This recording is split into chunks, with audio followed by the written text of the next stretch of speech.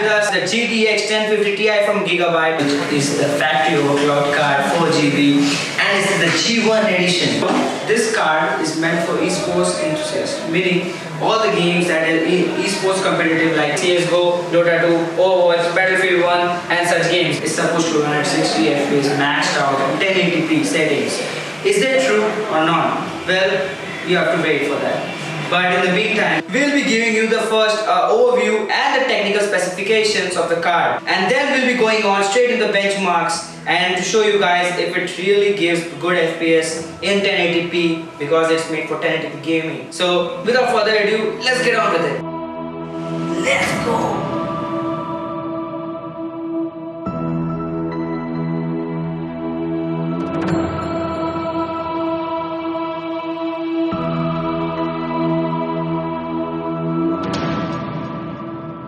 So starting from the top, we are looking at the custom G1 cooler with 2 ohm fans and dual heat pipes. Quite fancy considering the card's low TDP. It handles the cooling job fine. The PCB is a custom black one housing the GP107 chip, which is made by Samsung and not by the traditional manufacturer TSMC. Display I/O includes 1 DVI, 1 DisplayPort and 3 HDMI 2.0. From 10 series onwards, analog signal has been terminated. It's dead, so VGA isn't going to work anymore. It should be much of a problem since most of us have moved to the HDMI or the DisplayPort. But for the minority, you need an active adapter to make it work. Ripped analog signal, as they say. This is the angle you will see it in your case. This is usually the illuminated logo like his younger brother.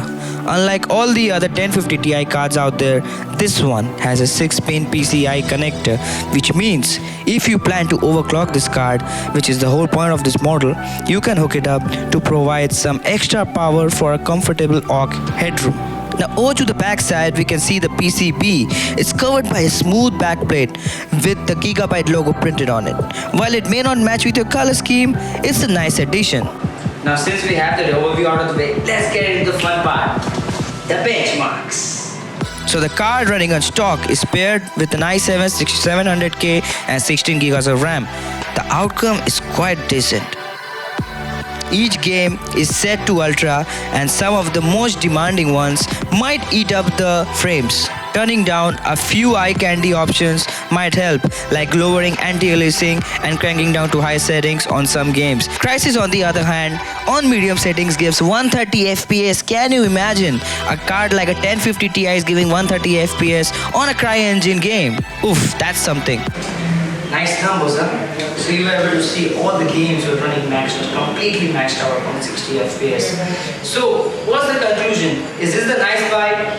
For a price of 16K, I don't think so. It's actually out of budget. Suppose if you have like 14 or 15K to spend, you should buy this card right here. But if you cannot shell out that much, then you should be wanting something on the lesser side. But at the same price, you can get the GTX 1060 3GB card, and that's a slight better than this present card that we have reviewed today. So that's it for the video, guys. If you like the video, leave a thumbs up. A big thanks to Gigabyte for sending us this product.